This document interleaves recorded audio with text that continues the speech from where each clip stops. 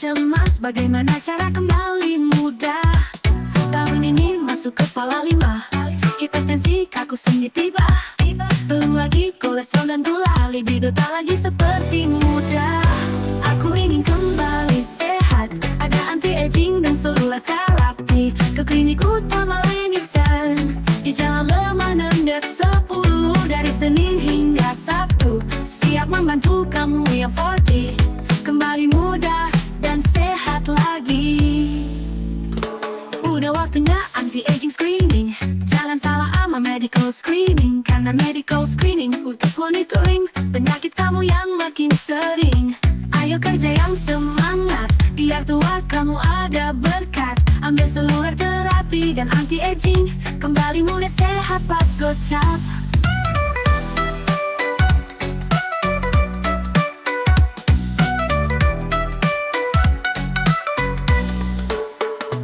Aku ingin kembali sehat, ada anti-aging dan seluler terapi. Ke klinik utama Lenisan, di Jalan Lemah Nendet 10.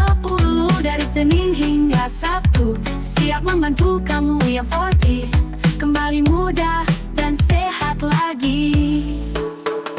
Udah waktunya anti-aging screening, jangan salah ama medical screening. Karena medical screening untuk monitoring penyakit kamu yang makin sering. Ayo kerja yang semangat, biar tua kamu ada berkat. Ambil seluler terapi dan anti-aging, kembali muda sehat pas gocap. Aku ingin kembali sehat, yuk datang ke Lenisan untuk terapi seluler dan anti-aging, agar awet muda dan sehat menyambut gocap.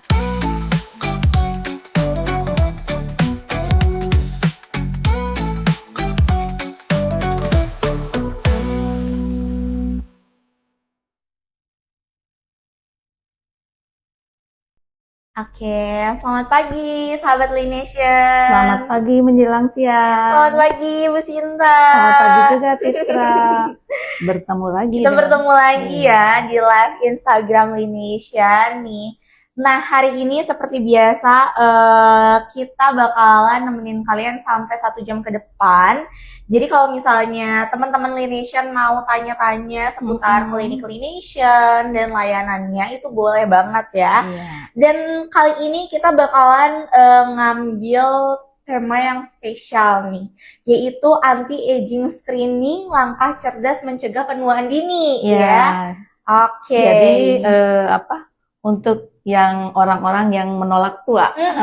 Bener banget. Iya. Orang-orang menolak tua menolak ya. tua. Sekarang kan lagi zamannya ya. Iya. Lagi zamannya pengen kelihatan muda lagi. Ya. Masih udah usia lansia tapi masih cantik, sehat. Betul, Iya. gitu.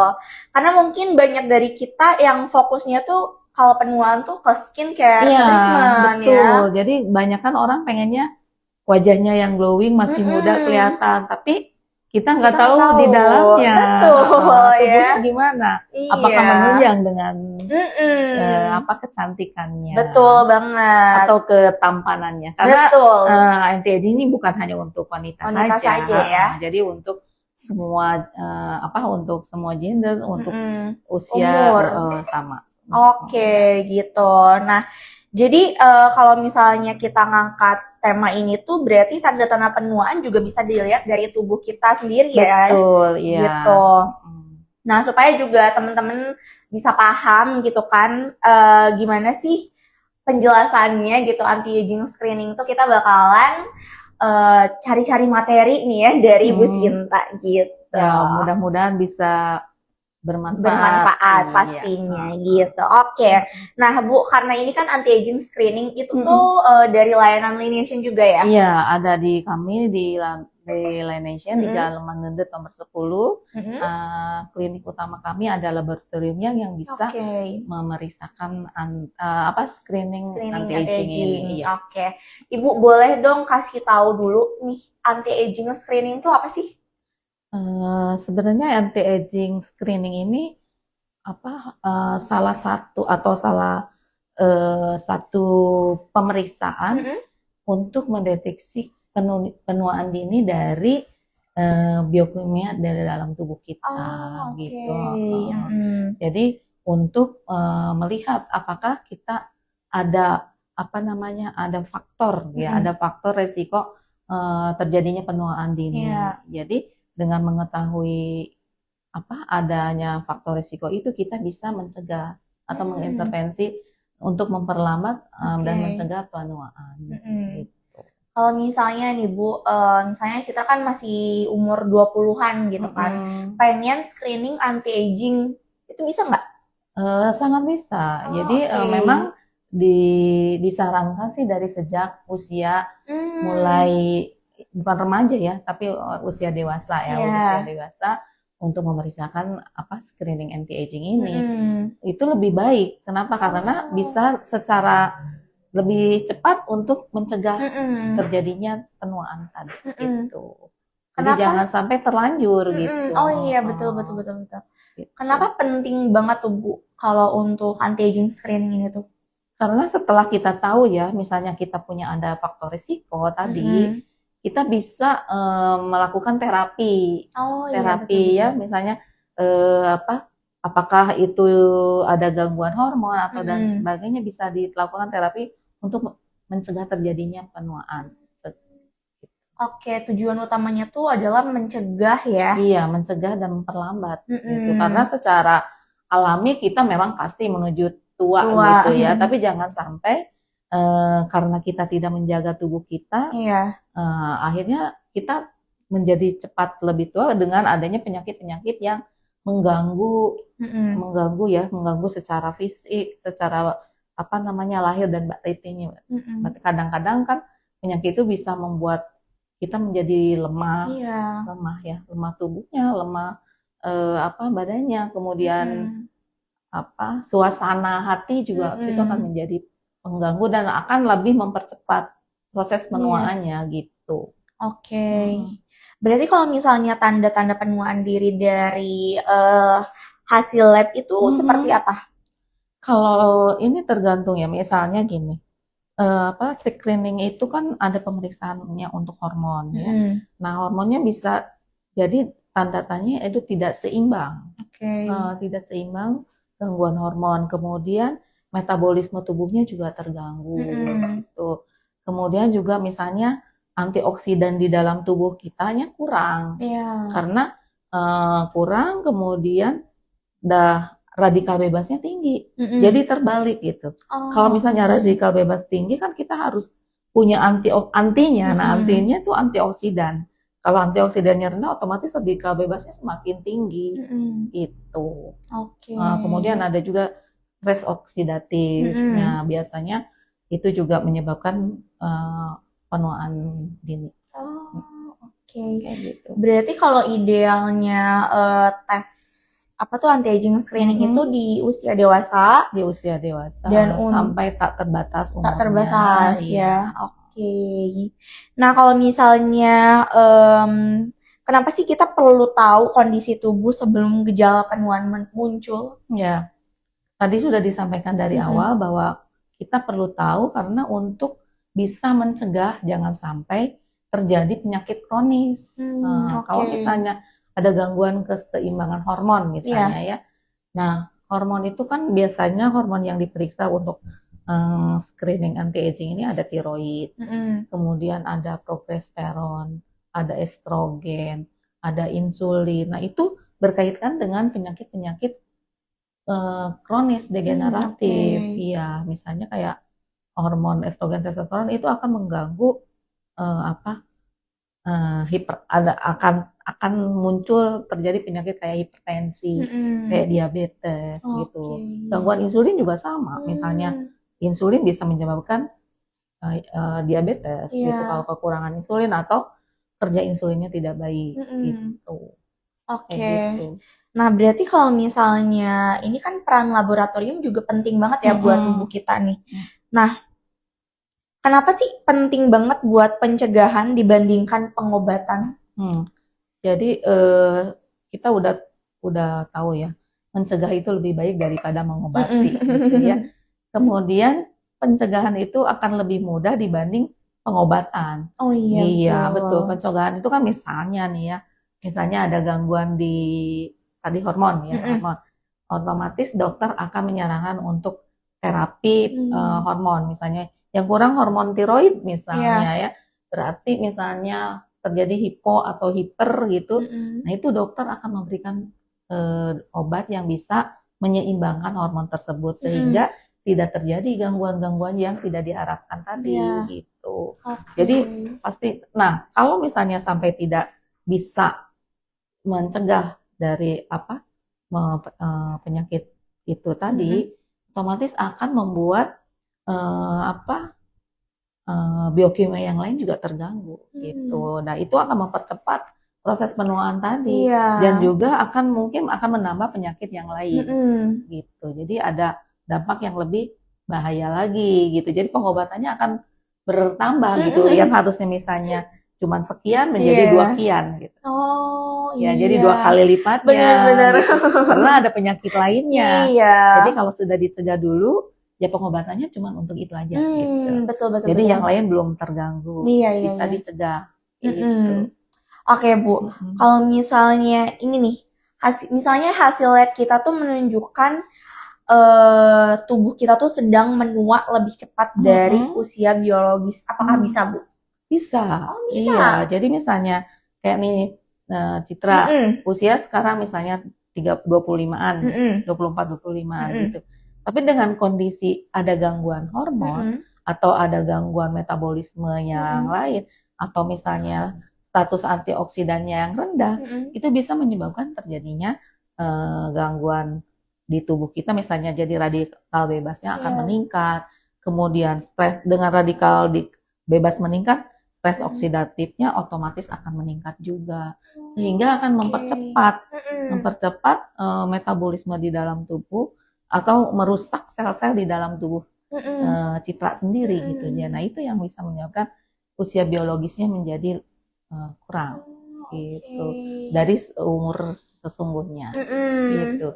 Jadi di dalam tubuhnya misalnya nih gini, fungsi ginjal ya, fungsi ginjal itu kalau bagus optimal di atas 90%. Tapi dengan adanya penuaan dini, Citra itu dengan usia sekarang misalnya jadi menjadi 70% fungsinya seperti itu. Kayak gitu. Jadi memang sebaiknya sih dari sejak dini kita ketahui gitu. Kalau misalnya sejak dini nih, ternyata kita belum ada faktor-faktor untuk penuaan dini. Haruskah kita cek lagi nantinya? Ya, kalau untuk screening anti-aging ini, sebaiknya dilakukan sekitar 6 bulan atau maksimal 1 tahun sekali. Karena kan kita nggak tahu selama perjalanan kita selama 6 bulan atau setahun gitu, apa ya, mungkin dari pola atau gaya hidup kita juga bisa menyebabkan itu. Misalnya kurang olahraga, misalnya kayak gitu, atau misalnya makanannya yang tidak dijaga pola makannya seperti itu, atau misalnya ada beban hidup yang tidak, atau depresi ya, atau stres, kita nggak tahu dalam perjalanan ke depan seperti apa gitu. Jadi baiknya sih setiap 6 bulan atau 1 tahun sekali. Gitu. Tapi tergantung ya, misalnya di usia sekian mungkin tidak harus banyak pemeriksaannya. Jadi di kami juga ada paket-paketnya untuk ada paketnya. Jadi ada beberapa pemeriksaan yang paling minimal, kemudian ada yang sederhana medium, kemudian ada yang paling banyak gitu untuk usia yang pasti yang lebih tinggi gitu. Usia yang lebih lansia gitu ya. Gitu. Jadi tergantung usianya juga. Berarti kalau atau tergantung keluhannya juga. Bisa juga ya. Misalnya atau tergantung gaya hidup kita juga. Misalnya kita nih selama hidup kita ngapain gitu ya. Kalau misalnya kita banyak makan gorengan, karbohidrat tinggi, manis-manis ya, gula gitu, otomatis itu pasti akan lebih banyak. Gitu, walaupun masih muda. Betul. Kecuali kalau memang pola atau gaya hidupnya memang terjaga, gaya hidupnya sehat gitu, ya bisalah kira-kira misalnya ada riwayat ya, keluarganya apa bisa ngikutin itu gitu, nggak harus semua. Gitu. Tapi yang ada beberapa pemeriksaan yang paling minimal penting gitu ada. Oke. Karena kan kadang sekarang tuh banyak-banyak remaja gitu kan yang belum memulai usia dewasa gitu, dan mereka juga nggak aware sama kesehatannya, pola makannya. Iya, gitu. belum. Biasanya kadang-kadang ya bukan nggak jadi banyak ya. Banyak yang memang aku kan masih muda, aku kan sehat. Bener Bu. Makan apa aja nggak apa-apa, nggak masalah gitu. Termasuk anak-anak saya juga gitu. Jadi kadang-kadang kalau misalnya saya ngelarang jangan banyak manis-manis, jangan banyak minum yang kemasan gitu ya. Nggak apa, aku kan masih sehat. Tapi setelah usianya beranjak mulai dewasa, kemudian dengan perubahan-perubahan di fisiknya, terutama biasanya obesitas ya kalau kayak memang gitu, baru berpikir, oh iya ternyata saya harus begini. Akhirnya melakukan diet gitu. Oke, nah Ibu, kalau misalnya parameter apa saja sih yang termasuk dalam pemeriksaan anti-aging screening? Parameternya tadi ya, jadi kita ngelihat hormon, seimbang nggak hormonnya. Tadi yang disebutkan tadi kayak estrogen, testosteron, kemudian tiroid, insulin. Nah, bagaimana itunya? Apakah hasilnya tinggi atau rendah? Itu bisa dilihat untuk itu. Kemudian ada radikal bebas. Kemudian kita harus melihat radikal bebasnya seperti apa. Kemudian stres oksidatif, ya, stres oksidatif. Kemudian keseimbangan metabolisme, bagaimana? Keseimbangan metabolisme biasanya dilihat dari sama tadi hormon juga sebenarnya mengganggu metabolisme, ada kaitannya. Kemudian misalnya kayak kolesterolnya gimana kondisinya, kemudian gulanya bagaimana. Kalau kolesterol ada kaitan dengan trigliseridnya, gitu. Kemudian gulanya, gitu. Seperti itu bagaimana? Karena tetap berkaitan nih, trigliserid sama gula ini berkaitan dengan anti-aging, kayak gitu. Kemudian tadi antioksidan, kemudian radikal bebasnya. Nah kalau hormon nih ya Bu, kalau misalnya fungsi dari pemeriksaan kadar hormon dalam deteksi penuaan dini itu seperti apa sih Bu? Itu biasanya pemeriksaannya dari darah. Kalau hormonnya, hormon kayak testosteron tadi, itu pengambilan darah dari. Nah, untuk pemeriksaan hormon itu harus dilakukannya pagi hari. Jadi, kenapa tuh? Ya karena kalau diambil pada saat hormon itu meningkat optimal gitu. Nah, biasanya sekitar jam 6 sampai jam 10. Jadi ada batas waktu gitu. Kalau itu untuk yang optimal ya, terutama untuk pemeriksaan kayak kortisol. Kortisol itu harus waktunya tepat gitu. Tapi kalau untuk hormon-hormon, tapi memang untuk hormon itu sebaiknya pagi hari. Nah, kortisol bisa diambil darahnya untuk sore hari bisa. Di sekitar jam 3 sampai jam 5. Itu perlu puasa dulu nggak Bu kalau misalnya itu? Kalau untuk pemeriksaan hormon, untuk screening anti-aging ini, memang disarankan untuk puasa 10 sampai 12 jam. Makanya disarankannya pagi hari, biar puasanya nggak terlalu mengganggu gitu, jadi merasa lapar dan sebagainya gitu. Jadi membuat lemas badan kan. Kalau misalnya malam hari kan puasa dibawa tidur, nggak terasa bangun tidur langsung diambil darah. Gitu. Berarti ada jam-jam tertentunya ya? Ada jam yang paling optimal gitu ya. Tapi kadang-kadang beberapa orang sih bisa misalnya waktunya tidak tergantung harus ini pagi boleh, misalnya siang atau sore tergantung permintaan dari dokternya. Gitu. Jadi kalau kata dokternya tahu, kalau dokternya pasti paham ya masalah untuk kayak gitu. Jadi memperbolehkan pasiennya untuk ambil darah jam berapa aja, hanya satu kortisol itu tetap nggak boleh berubah waktunya. Gitu. Untuk hormon-hormon yang lain masih diperbolehkan dengan asumsi bahwa dokter sudah mengetahui kondisi klinis dari pasien. Gitu. Nah, kalau misalnya peran pemeriksaan antioksidan dan radikal bebas dalam screening itu bagaimana, Bu? Peran dalam pemeriksaan antioksidan dan radikal bebas dalam screening itu tuh seperti apa? Ya, jadi gini, kalau radikal bebas tubuh di dalam tubuh kita tinggi, ya, tinggi misalnya, itu akan mengganggu sel-sel, merusak sel-sel di dalam tubuh kita, gitu. Oke. Nah, dengan adanya antioksidan, si radikal bebas itu akan jadi tubuh kita akan membantu menghilangkan atau mengurangi, mereduksi si radikal bebas tadi. Jadi ada kaitan antara radikal bebas dengan antioksidan tadi. Makanya sekarang kan sebenarnya banyak ya suplemen-suplemen yang antioksidan tinggi. Nah itu memang bolehlah digunakan untuk mencegah supaya radikal bebasnya tidak merajalela di dalam tubuh kita. Gitu. Tapi tetap harus dengan anjuran dokter karena terlalu berlebihan juga pasti semuanya ya, apapun yang berlebihan tidak baik juga untuk tubuh kita. Gitu. Gitu. Harus ada takarannya. Harus ada takarannya. Jadi makanya ada beberapa pemeriksaan yang misalnya antioksidannya diperiksa. Kayak misalnya glutathione itu kan salah satu dari antioksidan ya, antioksidan. Kemudian itu harus diperiksa gitu. Sebaiknya diperiksa. Atau misalnya kayak antioksidan itu kan kayak misalnya vitamin E, vitamin C kan ditengarai itu bahwa itu tuh antioksidan yang baik untuk tubuh kita gitu. Nah itu juga kan harus diperiksa dulu misalnya. Gitu.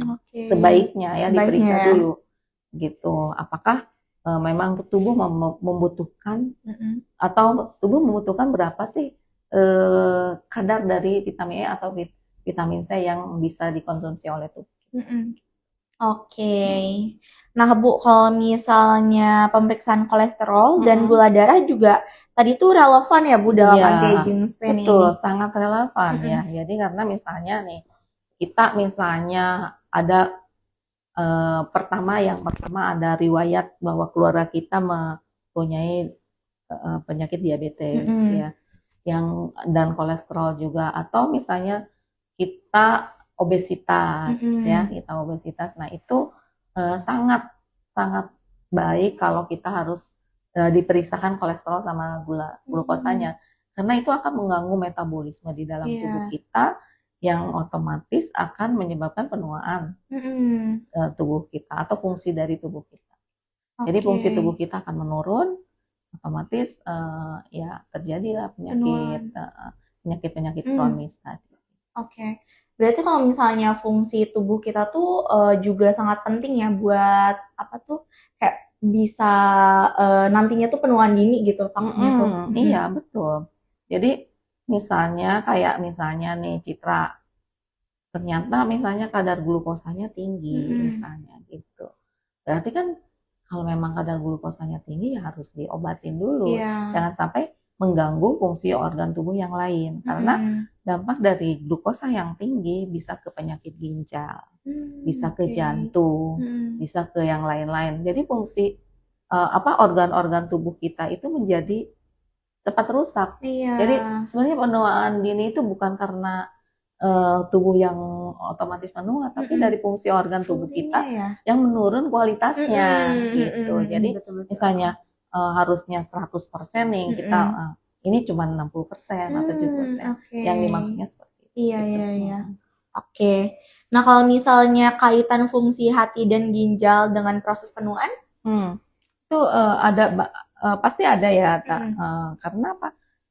Ginjal dan hati itu sebenarnya fungsinya untuk membersihkan tubuh kita dari racun.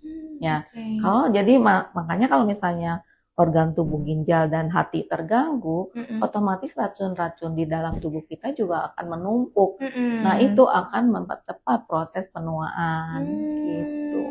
Jadi pasti ada kaitannya. Ya. Semua tubuh pasti ada kaitannya juga ya. Gitu. Jadi fungsi organ tubuh memang harus benar-benar optimal.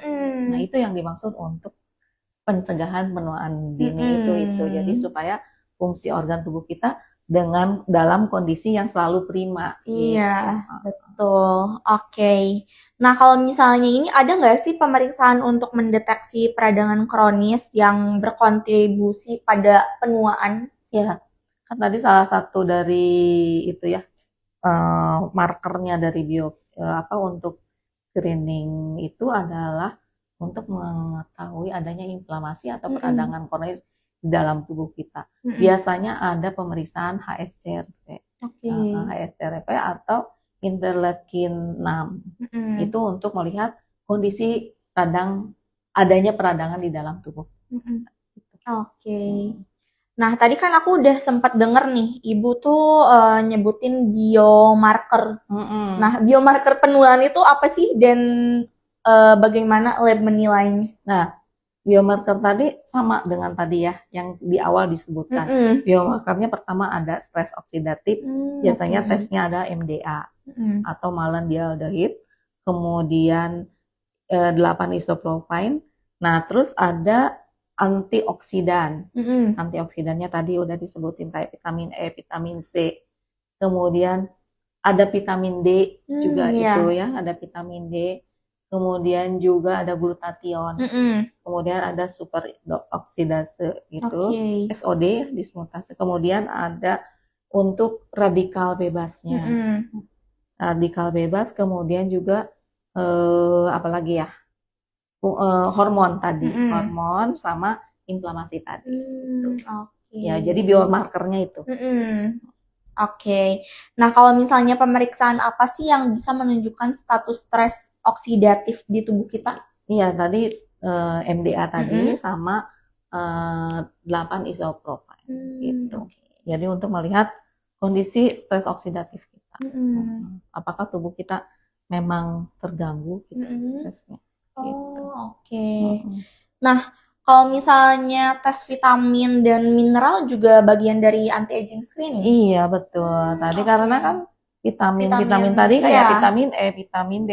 Vitamin D ini berfungsi untuk kekebalan tubuh, kemudian untuk tulang. Jadi kan yang namanya penuaan biasanya ada osteoporosis. Nah, ini kaitannya dengan vitamin D. Kalau vitamin D-nya kurang. Jadi optimal di dalam tubuh kita vitamin D itu kadarnya ada 70 sampai 150. Kemudian kalau kurang itu kurang dari 30 insufisiensi gitu. Kalau terlalu tinggi atau terlalu banyak juga nggak bisa, toksik. Di atas 300 nggak boleh gitu. Jadi memang sebaiknya kalau kita mau konsumsi vitamin D, sebaiknya diperiksa dulu kadar vitamin D di dalam tubuh kita. Apakah memang kurang atau memang sudah cukup atau malah berlebihan. Takutnya kalau berlebihan misalnya di atas 300 kita malah konsumsi lagi vitamin D. Nah, itu kan bahaya banget gitu.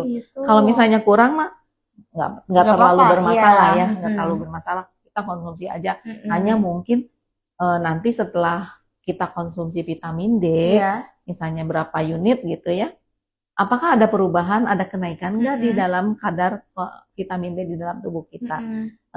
Di dalam kadar tubuh kita harus optimal, dalam kondisi optimalnya gitu.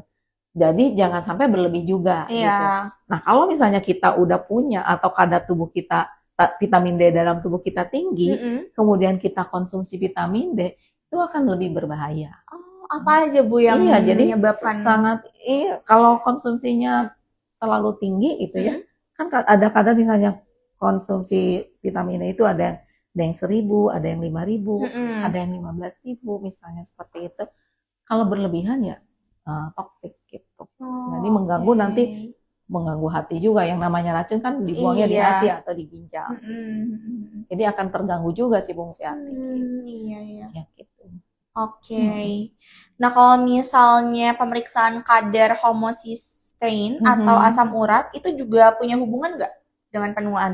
Ya, ada. Oh, ada juga. Iya. Jadi kalau misalnya homocysteine itu biasanya itu akan terjadi penyakit Alzheimer kalau misalnya tinggi kadarnya. Nah, sebenarnya homocysteine ini berkaitan juga dengan vitamin B12. Jadi kalau misalnya vitamin B12-nya kurang, homocysteine-nya akan meningkat gitu. Jadi otomatis saling berkaitan semuanya. Kemudian kayak asam urat. Asam urat bisa menyebabkan rematik, sakit sendi-sendi. Nah, salah satu penyakit orang tua itu adalah rematik. Ya. Kemudian bisa juga misalnya menjadi, kan asam urat biasanya kalau berlebihan dibuang tuh melalui ginjal. Tapi karena tinggi dia akan mengkristal, akan menjadi batu ginjal. Gitu. otomatis ginjalnya nanti akan terganggu gitu ya. Mm-mm. Nah, itu menyebabkan penuaan juga. Gitu. Mm-mm. Secara ya kadang-kadang ada orang masih muda udah ada batu ginjalnya ginjal. atau gangguan ginjal atau misalnya Iya. fungsi ginjalnya memang sudah tidak maksimal. Banyak sekali ya Bu. Mm-mm. Kalau zaman sekarang tuh kita Yang lihat. sekarang masalahnya makanannya yang kita konsumsi itu banyak yang tidak sehat. Iya. Banyak Betul. banyak yang tidak sehat dan orang-orang tidak menyadari gitu. Karena apa? Mm-mm. Karena tergoda oleh nikmatnya dan Iya. enaknya makanan tersebut gitu. Apalagi kan sekarang banyak sekali ya makanan-makanan yang dibuat dalam kemasan-kemasan gitu. Iya. Atau makanan yang sudah diawetkan. Betul. Itu yang sangat sangat kurang bagus. Iya. Berarti semuanya juga balik lagi ya ke makanan yang kita makan. Ya, betul. Mm-mm. Jadi Sama apapun kesehatan tubuh kita tergantung apa yang kita makan. makannya. Oke, gitu. Nah, kalau misalnya proses pemeriksaan anti-aging screening tuh kayak gimana tuh kalau di laboratorium Lineation? Ya, boleh kapan aja misalnya pasien mau datang langsung boleh. Nanti kami akan kami sih biasanya menyarankan untuk konsultasi dengan dokter. Okay. Jadi baiknya ya. Kenapa? Karena kan setiap orang beda-beda. Iya. Jadi mempunyai spesifik atau dibilangnya unik gitu ya. Setiap orang punya sifat uniknya sendiri masing-masing. Nah, yang paling tahu itu kan biasanya dokter. Misalnya nih, saya ini ada keluhannya ini dok, misalnya. Kan kalau di lab mah bisa aja semua diperiksa ya, kalau mau gampang gitu ya. Tapi kan kita ngelihat juga bahwa kondisi pasiennya tuh gimana. Jadi jangan sampai diperiksa hal-hal yang tidak berguna gitu. Jadi sebaiknya konsultasi dulu dengan dokter. Nah, di sini kan ada dokter yang memang sangat konsen dengan anti-aging, Dokter David itu sangat konsen ya dengan penuaan dini ini gitu ya. Beliau itu benar-benar sampai mempunyai grup anti-aging gitu. Nah, di situ dokter akan membuat atau memberikan saran-saran kira-kira makanan apa sih yang sebaiknya yang bisa mencegah penuaan dini tadi gitu.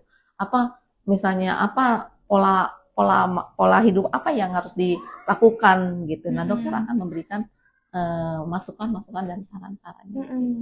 Jadi siapapun teman-teman yang berminat untuk mencegah penuaan dini, silakan gabung dengan grup anti-agingnya Dokter David. Betul ya. Iya. Karena sering memberi info juga ya. Sangat membantu untuk orang-orang, termasuk saya. Betul. Termasuk saya. Gitu. Iya. Dan itulah. Tapi memang ada sangat perbaikan yang sangat signifikan. Kayak setelah saya memulai mengikuti anjuran dokter untuk membatasi makanan ya, kayak misalnya nasi saya udah nggak makan, gula saya udah nggak makan kecuali dari masakan yang dibuat ya sedikit gitu. Kemudian tepung atau gandum ya, kayak goreng-gorengan saya udah stop gitu. Ya, betul. Nah itu saya baru sebulan setengah lah ya, mau 2 bulan. Pertama saya punya hipertensi itu. Punya hipertensi, sekarang kadarnya udah mulai stabil, udah mulai jarang di atas 140. Kemudian juga saya kan ada aritmi. Jadi denyut nadinya nggak stabil. Jadi kadang ada, kadang enggak. Jadi kadang hilang gitu, tiba-tiba ada lagi. Nah, sekarang alhamdulillah udah baik. Maksudnya sudah tidak terlalu biasanya kan setiap 1 menit tuh ada sih denyut nadi yang hilang.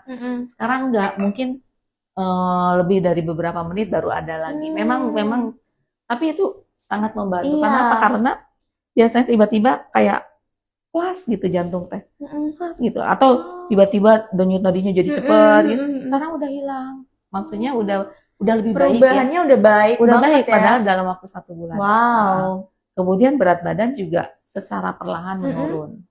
Bonus gitu. banget ya itu ya. Iya, benar. Wow. Betul. Jadi makanya kalau misalnya berminat silakan gabung dengan grupnya Dokter David ya. Dan mungkin konsultasi secara pribadi akan lebih baik gitu ya. Jadi datang, kemudian nanti screening, kemudian apa yang harus dilakukan oleh kita Betul. bisa dilakukan. Betul banget. Nah, makanya buat sahabat Lineation nih yang pengen join grupnya Anti-Aging Dr. David ya, boleh banget komen aja di sini. Aku mau. Nanti kita DM dan kita kasih linknya. Iya, betul. Gitu. Oke, mungkin ada yang bertanya nggak nih? Oke. Mau tanya dong, kalau anti-aging, screening baiknya dilakukan berapa bulan sekali ya? Sama apakah ada promo untuk anti-aging screening? Terima kasih. Oke. Jadi kalau untuk screening anti-aging ini, tadi saya menyarankan sih untuk setiap 6 bulan atau maksimal 1 tahun sekali. Betul. Dengan usia yang tidak terbatas, ya gitu. Nah di kami memang ada paket-paket pemeriksaan screening anti-aging. Sebenarnya sementara ini belum ada promonya. Mungkin ke depan nanti akan kami lakukan ada promo untuk khusus anti-aging. Oke. Ada lagi yang bertanya? Belum ada. Oke. Kita lanjut lagi nih Bu ya. Sama banyaknya pertanyaan aku nih. Nah kalau misalnya hasil screening itu biasanya berapa lama keluarnya? Kalau lengkap itu bisa 3 atau 5 hari. Kalau lengkap ya. Tapi kalau misalnya yang medium itu 2-3 hari ya. Oh, oke. Sangat cepat juga ya. Nah, kalau misalnya hasil lab juga bisa digunakan sebagai dasar untuk menentukan pola hidup yang tepat? Ya, jadi justru kita bisa melakukan pola atau gaya hidup kita dilihat dari hasil laboratorium. Gitu. Misalnya nih, kita periksain kolesterolnya. Kolesterolnya ternyata tinggi, otomatis kita harus mengurangi makanan-makanan yang memang meningkatkan kolesterol tadi. Atau misalnya kadar glukosa tinggi. Mungkin apakah kadar glukosanya tinggi sesaat itu saja? Karena kalau kadar glukosa tinggi itu nggak selalu karena penyakit diabetes juga. Jadi mungkin karena dalam kondisi kita dalam keadaan stres, itu bisa meningkatkan glukosa. Pertama mungkin kortisolnya yang naik, dan kortisol itu sangat mempengaruhi hasil kadar glukosa di dalam tubuh kita. Jadi bisa aja karena stres gulanya tinggi itu. Jadi nanti harus dicari lagi penyebabnya sebenarnya apa gitu. Apakah memang, mungkin pemeriksaannya ada HbA1c lanjutannya untuk yang glukosa tadi. Ya gitu. Nah kalau HbA1c itu melihat kadar glukosa rata-rata selama 3 bulan ke belakang. Nah itu kalau memang kadar HbA1c-nya tinggi, ya otomatis dia memang diabetes. Jadi kadang misalnya nih saya sekarang kadar glukosa tiba-tiba 155 karena kadar glukosa puasa normal di bawah 110 pada umumnya ya, di bawah 110, kemudian 2 jam sesudah makannya di bawah 140. Misalnya tiba-tiba saya tinggi 176 gitu. Nah, saya kan harus dipastikan nih kadar glukosa itu memang tinggi karena memang saya punya diabetes atau misalnya karena saya sedang stres, ya bisa aja. Jadi pemeriksaannya ada HbA1c. Jadi biasanya sama insulin, kadar insulin. Jadi 3 serangkai ini di combine gitu ya. Misalnya, insulinnya normal, HbA1c-nya ternyata normal. Berarti mungkin karena stres aja nih si gula. Mungkin sebulan lagi boleh periksa lagi si kadar glukosanya. Apakah atau misalnya memang tinggi? Karena mungkin saja ini dia baru saja atau prediabetes istilahnya ya. Mungkin saja dia baru mulai ada penyakit diabetesnya gitu. Makanya pentingnya pemeriksaan secara rutin itu. Jadi biar kita tahu gitu. Sebelum sesuatu yang lebih jelek atau lebih buruk terjadi. Benar banget. Nah, sebelum lanjut nih, aku juga mau kasih tahu kalau misalnya kita bukan cuman ngasih ini ya, ini. Oh iya, kita belum ngasih tahu ya. Iya, nah kita juga bakalan ada giveaway. Dan makanya kalau misalnya teman-teman pengen coba klinik utama Lination, dan ini juga ada free pemeriksaan kolesterol total dan triglycerida. Iya. Wow, Itu bermanfaat banget. benar. Apalagi dikombin dengan pemeriksaan glukosanya Betul. atau yang lainnya. Iya, jadi kalau misalnya teman-teman pengen coba periksa diri juga nih, nah teman-teman boleh ikutan giveaway-nya dan aktif di Live Lination sekarang nih, karena nanti kita bakalan umumin 5 pemenang. Satu pemenangnya itu yang sangat-sangat menguntungkan buat tubuh kita ya. Di sini ada free pemeriksaan kolesterol total dan triglycerida. Terus juga ada produk facial wash, itu ada 2 pemenang. Dan 2 pemenang lagi itu voucher diskon salon senilai 50.000. Nah, teman-teman kalau misalnya pengen, teman-teman misalnya dapat nih si giveaway ini gitu kan. Kalau untuk free pemeriksaannya pastinya harus ke Lination dong ya, gitu. Tapi kalau untuk produknya nih, kalau teman-teman ada di luar kota, itu bisa kita paketkan ke alamat kakak-kakaknya, tapi untuk pembayaran ongkirnya itu ditanggung sendiri, seperti itu. Kalau misalnya voucher salon pastinya harus ke Lination ya, karena ini lumayan banget ya diskonnya tuh 50.000 gitu. Apalagi ini nih free pemeriksaan kolesterol total dan triglycerida gitu. Oke nih, kita lanjut lagi ya. Jadi teman-teman boleh aktif terus biar tim-tim kita kasihin hadiahnya buat kalian. Oke, boleh. Dari Salwaha, mau tanya kan kalau anti-aging screening baiknya dilakukan di umur berapa tahun ya Kak? Terima kasih. Ya baik, terima kasih pertanyaannya. Jadi pemeriksaan untuk screening anti-aging ini biasanya dimulai dari usia 20 tahun ya. Di usia 20 tahun. Jadi setelah itu boleh sampai usia tak terbatas. Gitu ya. Jadi semakin cepat kita ketahui, itu akan semakin lebih baik. Oke. Ada lagi? Belum ada. Oke. Nah, tadi kan kita udah bahas seputar hasil labnya ya. Kalau misalnya cara laboratorium untuk membaca hasil lab yang menunjukkan tanda penuaan dini itu seperti apa, Bu? Cara baca? Oke, cara bacanya gini ya. Jadi ketika kita mendapatkan hasil laboratorium ya, itu kan ada nilai-nilai rujukannya. Jadi misalnya untuk kolesterol, misalnya, itu ada batas, misalnya kolesterol tidak boleh lebih dari 150 mg per desiliter. Nah, apabila nilainya di atas itu, berarti memang sudah ada gangguan dari kolesterolnya. Atau misalnya asam urat. Asam urat untuk wanita tidak boleh lebih dari 5,7. Kemudian kalau laki-laki harus di bawah 7 gitu. Nah, misalnya hasilnya itu 8, sekian, berarti kan itu udah tinggi. Nanti teman-teman lainnya bisa lihat. Biasanya kami kasih bintang juga gitu ya, bahwa itu hasilnya memang di luar dari batasan yang seharusnya gitu.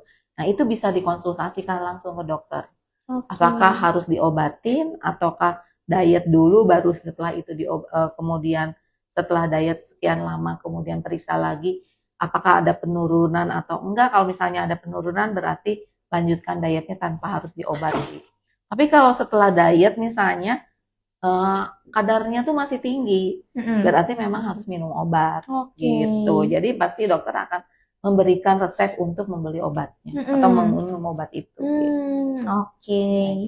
Nah, berarti kalau misalnya setiap orang tuh bakalan dapat hasil-hasil yang berbeda-beda tergantung gaya hidupnya ya? Ya, tergantung dari kondisi tubuhnya gitu ya.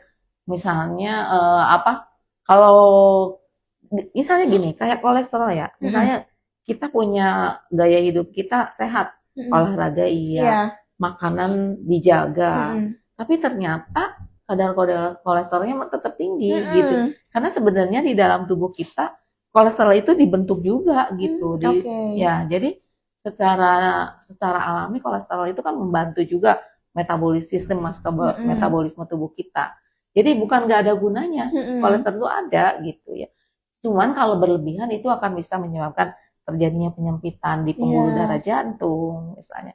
Nah, itu yang jangan sampai terjadi gitu, yang jangan sampai apa namanya? Dicegah, jangan Iya. sampai jantung kita menjadi rusak gara-gara kolesterol tinggi itu. Seperti itu. Jadi ya tadi gitu harus diobatin dulu. Walaupun kita gak ada menunjukkan Gejala ya. iya, walaupun nggak ada gejala gitu. Malah kadang-kadang kita sering kecolongan. Iya. Ya, jadi tiba-tiba misalnya sedang berolahraga tiba-tiba pingsan, kemudian sampai akhirnya nggak ada gitu ya, mengakhiri ya maksudnya meninggal gitu ya dalam kondisi dalam tubuh sehat, kemudian berolahraga tiba-tiba pingsan. Banyak kejadian seperti itu karena tidak aware terhadap kesehatan secara mendalam di dalam secara mendalam untuk kondisi dari fungsi organ tubuh. Oke. Nah, kalau misalnya hasil lab bisa dibandingkan nggak dari tahun ke tahun untuk memantau progres penuaan? Ya. Jadi memang itu sebaiknya gitu. Jadi kalau misalnya hasil laboratorium hari ini belum tentu sama dengan esok hari. Ya, maksudnya esok harinya dalam jangka panjang ya, maksudnya sebulan atau 2 bulan. Tapi ada yang setiap hari memang berubah. Kayak kadar glukosa nih ya. Saya pagi-pagi makan puasa, kadar glukosanya 100. Tapi nanti setelah makan karena makannya banyak macam-macam, kadar glukosanya jadi naik. Jadi itu nggak bisa gitu ya. Cuman kalau misalnya kadar glukosanya dalam jangka 6 bulan masih normal, itu bagus. Jadi memang itu bisa menilai ritme atau tren dari kadar glukosa kita, apakah meningkat atau stabil atau misalnya menjadi lebih baik, menjadi lebih berkurang gitu kadar glukosanya. Jadi memang harus disimpan gitu, bisa dibandingkan. Oh, tahun ini aku masih bagus, tahun depannya bagaimana kita nggak tahu, apakah ada perubahan di pemeriksaan yang sama gitu. Bisa. Jadi sebaiknya kita ingat gitu. Jadi kalau bisa di dalam riwayat kesehatan tubuh kita ya kan sekarang sudah ada tuh istilahnya ya aplikasinya untuk mencatat. Oh iya, betul. Ada aplikasi kesehatan tubuh ya. Ya, jadi kalau misalnya kita check up, kalau kita tidak bisa memfile secara baik gitu ya, disimpan, ya bisa kan secara digital juga sekarang udah banyak ya. Aplikasi-aplikasinya gitu. Nanti tinggal disimpan aja. Oh iya, sekarang aku sekian. Oh, nanti kalau periksa lagi berapa? Ada peningkatan nggak? Atau misalnya ada perbaikan nggak? Kayak gitu. Wah. Sudah ada ya. Nah, tadi kayaknya aku lihat ada yang tanya juga nih, Pak. Ada yang bertanya juga lagi ya di atas. Ada. Boleh dong? Ada yang nanya dari Mario Lehism. Kalau boleh dijelaskan kalau mau MCO lengkap di sini apa saja yang penjelasannya? Terima kasih. Oh, penjelasan tentang persiapannya ya? Ya, medical check up. Apa aja tahapannya? Oh iya, baik. Jadi untuk medical check up di klinik Laination yang pertama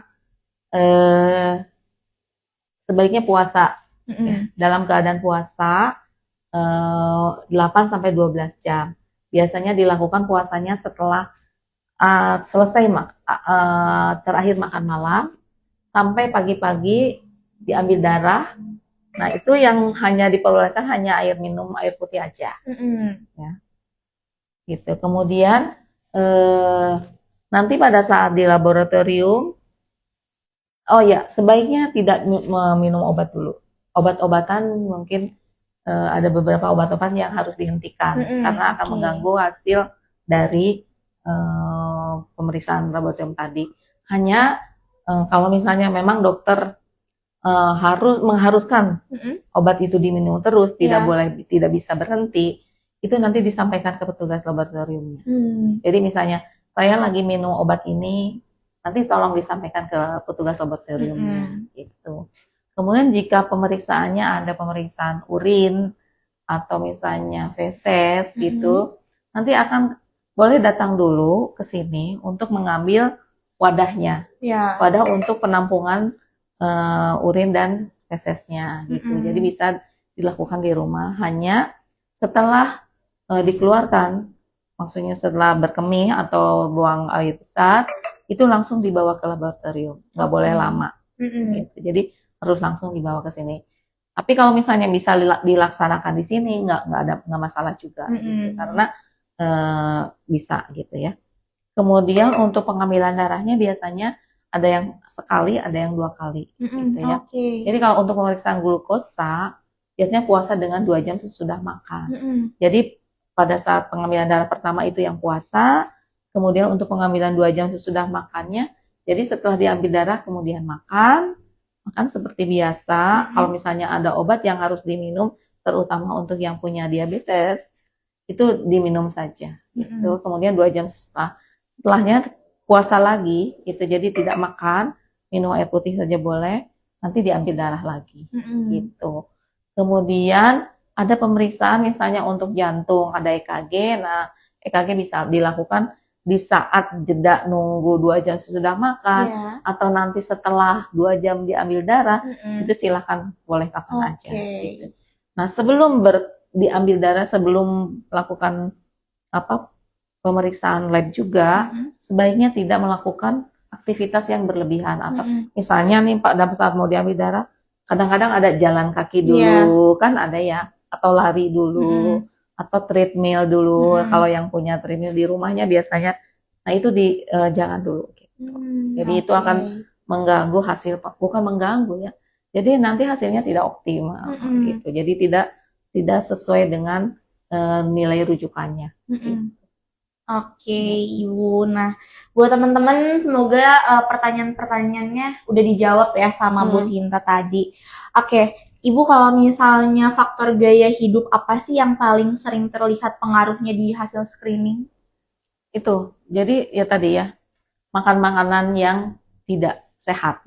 Ya, jadi sekarang itu banyak sekali makanan-makanan di luar sana gitu ya, yang tidak mendukung kesehatan tubuh kita. Jadi sebaiknya kita makan yang istilahnya organik ya.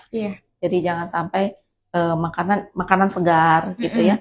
Jadi kalau dari segi makanan ya, makanannya yang segar, tidak dalam kemasan atau misalnya mengandung zat aditif atau pengawetnya, itu harus dikurangi. Kemudian kalau minuman yang jangan yang kemasan terutama yang manis ya. Yang manis, kemudian ada penambah pemanis buatan. Pemanis buatan itu ada beberapa pemanis yang masih diperbolehkan ada. Tapi kita harus lihat juga apakah, nah kalau kita misalnya melihat atau membeli makanan dalam kemasan, harus kita lihat ingredientnya atau kandungannya. Misalnya karbohidratnya berapa, gulanya berapa, kemudian lemaknya berapa. Nah, itu harus kita lihat, harus kita perhatikan ya. Misalnya kadang-kadang dalam satu kemasan, misalnya nih, dalam satu botol gini, misalnya minuman, itu kadang-kadang glukosanya bisa sampai ada yang 20, ada yang 15 gram. Kebayang nggak coba berapa sendok gitu ya kalau misalnya ditakar gitu. Berapa gitu. Padahal minumannya cuma sebesar ini. Gitu ya. Nah, itu yang harus kita perhatikan. Pokoknya apapun makanan yang di dalam kemasan, kita perhatikan ya. Betul. Selamat untuk para pemenang. Tadi kita udah kasih tahu ya kalau misalnya pengambilan voucher itu harus ke Klinik Utama Laination, dan kalau untuk produk-produknya, kalau teman-teman lagi ada di luar kota, itu bisa kita paketkan, cuman ongkirnya itu ditanggung masing-masing gitu. Nah, terus juga hadiah ini juga berlaku 2 minggu ya? Iya, dari 2 minggu dari sekarang ya. 2 minggu dari sekarang gitu. Jadi untuk teman-teman yang mendapatkan giveaway-nya, hadiah giveaway-nya, yuk langsung datang aja ke Klinik Utama Laination. Gitu. Oke, Bu. Nah, karena ini juga, karena 5 menit lagi nih ya, kita ada 2 pertanyaan lagi nih. Nah, kalau misalnya langkah lanjutan setelah seseorang melakukan anti-aging screening tuh apa? Yang pertama, kalau kita sudah melihat hasilnya dari tes screening anti-aging ini, kita lihat apakah ada hasil-hasil yang memang di luar rujukannya, nilai rujukannya atau abnormal. Nah, silakan konsultasikan dengan dokter yang tentunya ahli dalam anti-aging ini ya. Di dalam anti-aging ini, kemudian mungkin nanti dokter akan melakukan terapi pengobatannya seperti apa. Apakah mungkin harus detox dulu detox dulu karena kadang-kadang anti-aging juga dibutuhkan untuk membersihkan dulu ya, detoksifikasi dulu. Biasanya itu, atau misalnya ada kelainan hormonnya, mungkin dokter akan memberikan pengobatan terapi sulit, misalnya terapi untuk hormonnya gitu. Jadi sebaiknya konsultasikan aja dengan dokter. Kalau hasilnya abnormal.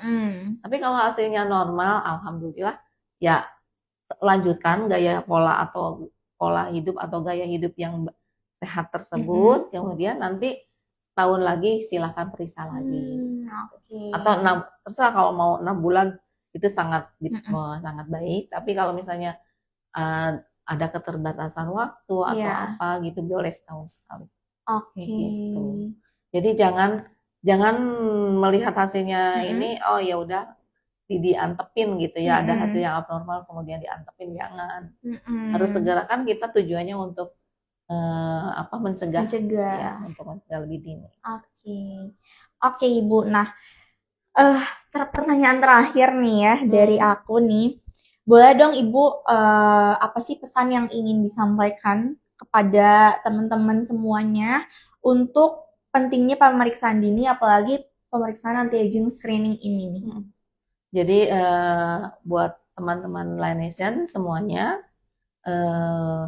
segera periksakan atau segera memeriksakan diri untuk screening anti-aging ini karena sangat penting agar bisa kita mencegah secara dini atau misalnya melakukan pengobatan secara dini penuaan yang akan terjadi pada tubuh kita gitu. Jadi jangan sampai kita terlambat sehingga sudah terjadi penyakit kronis yang mungkin tidak bisa diobati secara cepat atau secara apa ya istilahnya mungkin pengobatannya akan panjang gitu. Jadi baiknya sih lakukan screening anti-aging tersebut. Gitu aja. Wah, terima kasih banyak Bu Sinta udah sama-sama Kak Citra. Iya, udah ngasih pembahasan, udah ngasih penjelasan ya tentang screening anti-aging ini karena buat penonton juga biar paham juga ya kalau misalnya deteksi penuaan dini itu tuh penting juga untuk tubuh kita sendiri. Betul. Jadi sayangi tubuh sejak dini. Gitu. Memperlambat proses penuaan juga. Iya, betul. Jadi kita bisa cantik secara visual maupun secara jadi bisa dilihatnya cantik, tapi di dalamnya juga tubuh kita menunjang gitu. Jangan cantik tapi sakit-sakitan. Betul. Aduh. Tertampar sekali ya. Oke. Nah, mungkin segitu dulu aja pembahasan dari Bu Sinta tentang anti-aging screening. Kalau teman-teman pengen tanya-tanya lebih dalam dan pengen konsultasi, boleh datang ke Klinik Utama Laination, Jalan Lemah Nendet nomor 10, Klinik Utama Laination. Sampai jumpa live setelah nanti.